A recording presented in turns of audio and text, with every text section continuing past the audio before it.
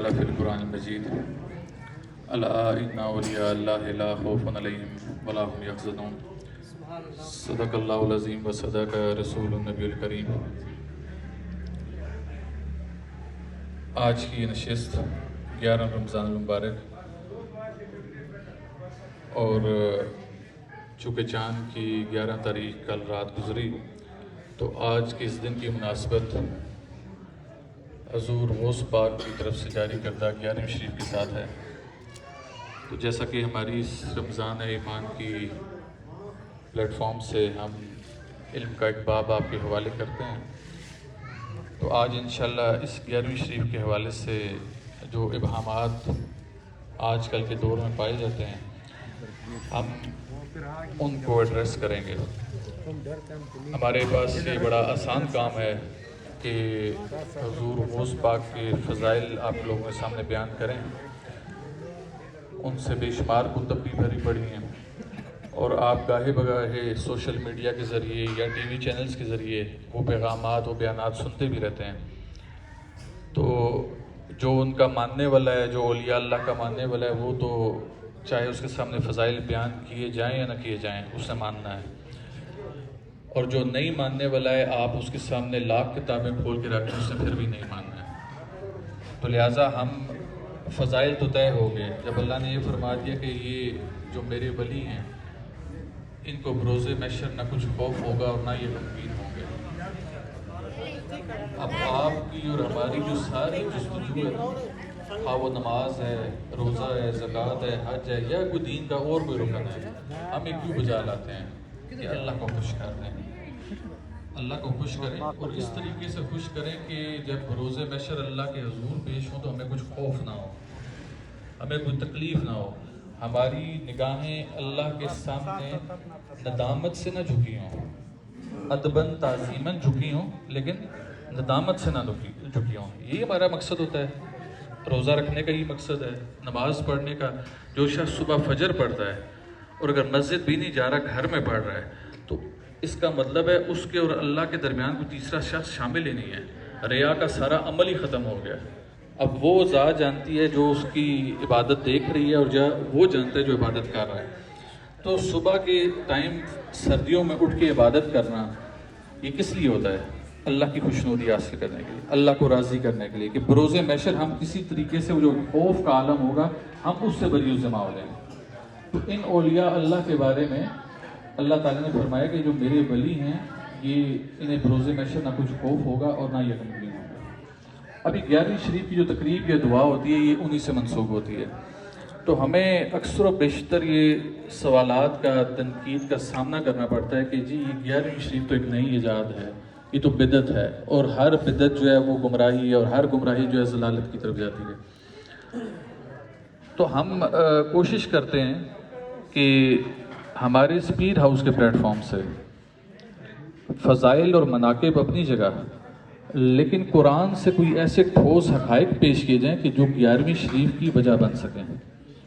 جو ہمیں یہ وجہ بتا سکیں کہ ہم کیوں 11ویں شریف دیتے ہیں، ہم کیوں اللہ کے نام کا یہ دسترخوان سجاتے ہیں۔ اب یہ حضور غوث پاک دسترخوان سجاتے تھے، وہ اپنے کسی بڑے بزرگ کا نہیں سجاتے تھے، وہ بھی اللہ کی خوشنودی حاصل کرنے کے لیے کرتے تھے کہ میں مخلوق خدا کو کھانا کھلاؤں گا تو میرا اللہ میرے سے راضی ہو جائے گا۔ حضور غوث پاک سے کسی نے پوچھا کہ آپ نے تو دنیا جہان کی نیکیاں دیکھی ہوں گی، تو آپ نے ان تمام نیکیوں میں سے بہترین نیکی کس کو پایا؟ تو حضور غوث پاک فرماتے ہیں کہ میں نے دنیا جہان کے نیکیوں کے ذخائر کو الٹا پلٹا کر دیکھا۔ یہ بڑے غور طلب الفاظ ہیں، تو سنیے گا، میں نے دنیا جہان کے نیکیوں کے ذخائر کو الٹا پلٹا کر دیکھا، مخلوق خدا کو کھانا کھلانے سے بہترین عمل کہیں نہیں پایا۔ ٹھیک ہے، یعنی کہ اللہ کے ان اولیاء جو ولی اللہ تھے ان کے نزدیک بہترین عمل یہ ہوتا تھا کہ اللہ کی مخلوق کو راضی کیا جائے۔ وہ اللہ کو راضی کرنے کا جو راستہ اختیار کرتے تھے وہ اللہ کی مخلوق کو راضی کرنے کا کرتے تھے۔ تو ایک تو یہ چیز ہوگی کہ ان کا کوئی اپنا مقصد نہیں تھا، کوئی ان کی اپنی ایجاد نہیں تھی، یہ محض اللہ کی خوشنودی حاصل کرنے کے لیے کرتے تھے۔ اب ہم کو یہ دیکھنا پڑے گا اور ان لوگوں کو جو 11ویں شریف سے خائف ہیں، ہم قطعاً یہ نہیں کہتے کہ اگر کوئی 11ویں شریف سے خائف ہے تو 11ویں شریف لازمی دیا کرے، یہ اس کا اپنا ایمان ہے، یہ کوئی ام الکتاب میں سے نہیں ہے۔ یہ کوئی لازمی فرض عبادت نہیں ہے جو آپ نے کرنی ہے، لیکن یہ ایک ایکسٹرا چیز ہے جو آپ کر رہے ہیں۔ اب اس کی دلیل اکثر لوگ پوچھتے ہیں کہ قرآن سے آیا اس کی کوئی دلیل موجود ہے کہ آپ 11ویں شریف کیوں دیتے ہیں؟ تو میں آج آپ لوگوں کے سامنے ایک آیت مبارکہ پیش کرتا ہوں، اور ان لوگوں کے لیے بھی جو اس کو تنقید کا نشانہ بناتے ہیں۔ سب سے پہلے چیز ایک یہ دیکھنی ہوگی، قرآن شریف میں ہمیں دیکھنا پڑے گا کہ اللہ تعالیٰ ارشاد کیا فرماتے ہیں۔ اللہ تعالیٰ ارشاد فرماتے ہیں کہ میں نے زمین آسمان بنائے، ٹھیک ہے، اور ساتھ ہی فرماتے ہیں کہ اس میں نشانیاں ہیں عقل والوں کے لیے۔ ایسے ہی کہا اللہ تعالیٰ فرماتے ہیں میں نے رات اور دن بنائے، اس میں بھی نشانیاں ہیں عقل والوں کے لیے۔ ستاروں کی چالیں دی، اس میں بھی نشانیاں ہیں عقل والوں کے لیے۔ یہ تمام معاملات اللہ تعالیٰ کیا فرما رہے ہیں کہ نشانیاں ہیں، یعنی کہ قرآن میں بہت سی ایسی چیزیں موجود ہیں جہاں پر اللہ نے نشانیاں چھوڑی ہیں، اور اہل عقل سے کہا ہے کہ اہل عقل ہی ان کو سمجھ سکتے ہیں۔ لا علم اور بے عقل کو اللہ تعالیٰ نے فرمایا کہ اس سے دور رہے گا، وہ اس کو سمجھ نہیں سکے گا۔ تو اب میں آپ کو قرآن کریم میں سے 11ویں شریف کی نشانی نکال کے پیش کروں گا، اور انشاءاللہ ہمارا میڈیا اس کو کور کرے گا اور دیگر لوگوں تک بھی پہنچائے گا کہ اللہ تعالیٰ قرآن کریم میں ارشاد فرماتے ہیں کہ الذین ينفقون اموالهم باللیل والنہار سرا وعلانیۃ فلہم اجرہم عند ربہم فلا خوف علیہم ولا هم یحزنون، کہ اللہ کے دیے ہوئے میں سے اللہ کی راہ میں خرچ کرو، خواہ دن ہو یا رات ہو، خواہ چھپا کے کرو یا علل اعلان کرو، اللہ کے پاس اس کے عوض تمہارے لیے اجر موجود ہے، اور وہ اجر کیا ہے کہ فلا خوف علیہم ولا هم یحزنون، یعنی کہ تمہیں بھی بروز محشر نہ کچھ خوف ہوگا اور نہ کچھ تم غمگین ہوگے۔ تو اب یہ جو ہم آپ کو افطاری کرا رہے ہیں یا جو لنگر کا انتظام کر رہے ہیں، یہ اب میں آپ کی ذات کے لیے کر رہا ہوں۔ آپ کی ذات مجھے کچھ نہیں دے سکتی، آپ کی ذات کے پاس اتنے وسائل نہیں، اتنی طاقت نہیں، اتنی قدرت نہیں کہ مجھے اس کا عوض دے سکے۔ مجھے عوض کس سے لینا ہے؟ اللہ کی ذات سے لینا ہے۔ سبحان اللہ۔ تو میں نے اللہ کی ذات تک پہنچنے کا کیا راستہ اختیار کیا کہ ہم نے پیر ہاؤس کے پلیٹ فارم سے مخلوق خدا کی خدمت کرنا شروع کر دی، مخلوق خدا کو کھانا کھلانا شروع کر دیا، کہ ہمیں پتہ چلا کہ یہ بڑا مقبول عمل ہے۔ تو ابھی جب ہم اپنے مال میں سے آپ کے اوپر خرچ کرتے ہیں تو یہ ہم آپ پر تو نہیں خرچ کر رہے، یہ تو ہم اللہ کی مخلوق پر خرچ کر رہے ہیں۔ تو جب ہم اللہ کی مخلوق پر خرچ کریں تو اللہ کی راہ میں خرچ کر رہے ہیں۔ تو پتہ چلا الذین ینفقون اموالہم پہ ہم پورا اتر رہے ہیں، دن کو کریں یا رات کو کریں، ہم دن کو بھی کرتے ہیں اور رات کو بھی کرتے ہیں، ہم اس کو چھپا کے بھی کرتے ہیں۔ کئی ایسے سفید پوش گرانے جہاں پر ہم کوشش کرتے ہیں کہ ہم جو خدمت کریں وہ کسی کو پتہ نہ چلے، لیکن ہم اس کو علل اعلان بھی کرتے ہیں، جس سے پنڈال سجاتے ہیں، اور یہ پنڈال سجانے کا مقصد یہ ہوتا ہے کہ ہمیں دیکھ کے دوسرے لوگ بھی عبرت حاصل کریں،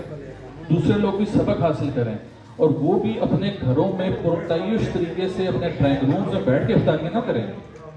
وہ بھی باہر نکلیں، اپنے گھروں کے باہر دسترخوان لگائیں اور اس دسترخوان پر خود عام لوگوں کے ساتھ بیٹھ کر وہی کھانا